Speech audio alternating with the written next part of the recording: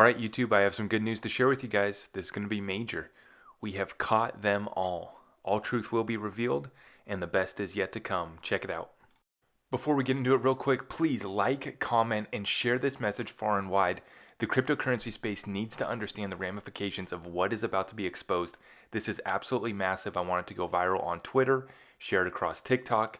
Let the world know, let the United States citizens who have been wrongly done by the SEC, that their time is coming. Huge shout out to James Phelan for staying over the target in regards to this Ripple versus SEC case the whole way through here, just staying right on target. Sharing with us the breaking news today, the deliberative process privilege decision has came in. Ripple's motion is granted. We will be able to see these documents that they were trying to get access to. And not only is this a victory for Ripple, for the American people as well. The ones that the SEC is supposed to be protecting. We will see it all.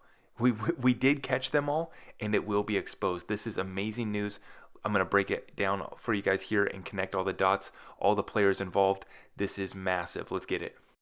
Now, if you want to do further investigation, take a look for yourself. Head on over to James Phelan's Twitter page. He posted the documents here. We have the PDF, and he's saying that the documents in boxes framed in green must be turned over to Ripple. Let's take a look. So the first document that we're going to be able to see is from February of 2014. Handwritten notes from Valerie Szczepanik, and that's a meeting between the SEC commissioner and the external parties, including Professor Joseph Grunfest. Let's take a look at who that actually is. So let's start with Valerie Szczepanik, and I'm probably mispronouncing that, but let's just roll with that. She was a director at the U.S. Securities and Exchange Commission, and she was named the first head of the SEC's Strategic Hub for Innovation and Financial Technology, a unit in the SEC's Division of Corporate Finance. She continued in that role, becoming a director in the agency when FinHub was taken out of the Division of Trading and Markets and elevated to be a standalone office reporting to the SEC's chairman on December 3, 2020. Szczepanik was associate director of the SEC's Division of Corporate Finance. Szczepanik served as a senior advisor to the director of division, William Hinman. Right? So we all know Will Hinman, the Ethereum Free Pass speech. She was literally the deputy director and senior advisor to Mr. Bill Hinman.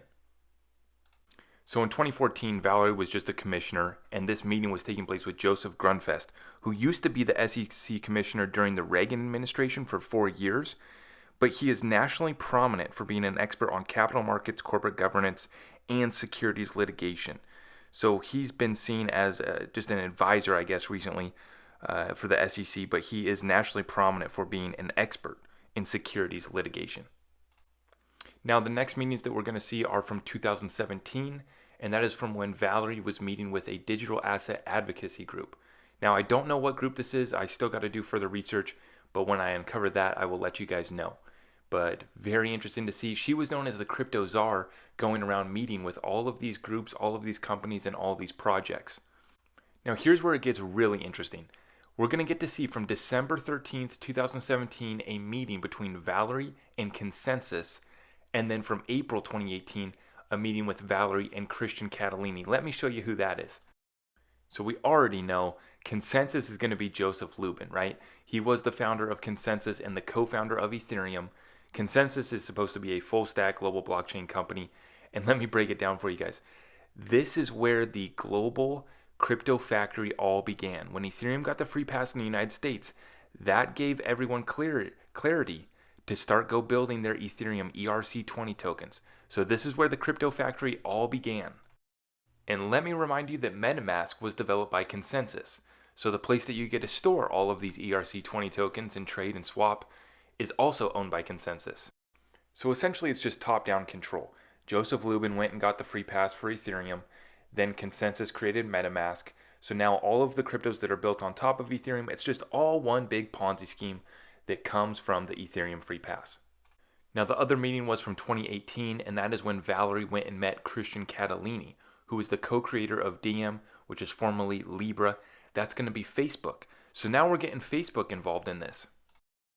So continuing on, we got the meeting with Valerie and Christian Catalini.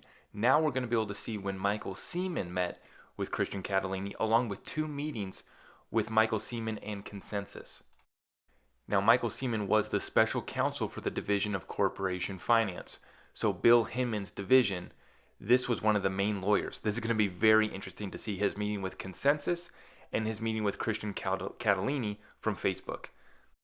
But not only did Michael Seaman meet with ConsenSys 2 times in 2018, he also met with them back June 24th, 2016, and we're going to get to see the notes from that meeting as well. Back to 2018, we have a meeting between Valerie and a digital asset platform. If I were a betting man, I just might make my bet that that would be Ethereum, but we'll see. Now, we couldn't leave United States politicians out of it. We got to include the meeting between Valerie and Senator Tom Cotton. This should be very interesting. And we saved the best for last. We're going to get to see the June 5th, 2018 email to the SEC personnel attaching the draft of the Bill Hinman speech. But here's the best part. If we take a look at Ripple's argument for why they should be able to see these documents, they use the SEC's own argument against them and completely expose them. They say the SEC asserts the speech reflected only personal views of Mr. Hinman, so it is not tied to any policy process or agency decision. Contents of the speech are not an agency decision. Deliberative process privilege applies to agency decision making, not decisions of individual agency staff. The SEC is about to get completely exposed, and I am all here for it. Guys, this is going to be absolutely amazing.